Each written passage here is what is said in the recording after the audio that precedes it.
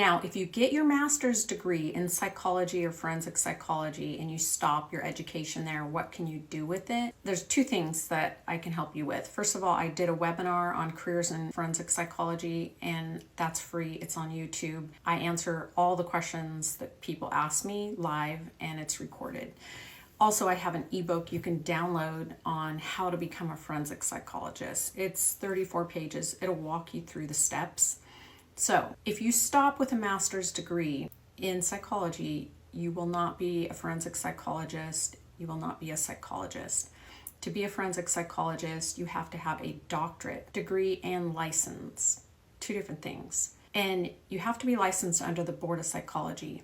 If you only want to get a master's degree, know ahead of time what your plan is, because you need to follow the Board of Behavioral Science requirement to get licensed as a master's level clinician. And that is very different. And that is not psychology. That is behavioral science. It's going to be different routes for licensing. If you don't get licensed, then that changes everything. There's not as many opportunities. So it's kind of like this. Pick a road.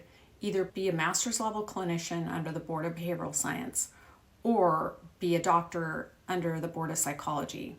Two different tracks, two different requirements, two different schooling paths. Some people go get licensed as a clinician under the Board of Behavioral Science and later want to become a psychologist. It's twice as much work and twice as much money. People do it, but it's the hard road, because they do all this stuff first and then they got to redo a whole new master's degree and your doctorate and get licensed in a whole nother field. And that's something that a lot of people aren't aware of. That's why I post this free content. I specifically have pages going through that in my ebook that will help you understand which path to go. But if you're not sure of anything I just said, I would go to the Board of Behavioral Science, look at the requirements, see if you fit in that, and then go to the Board of Psychology, look at the requirements and say, I'm going to do that.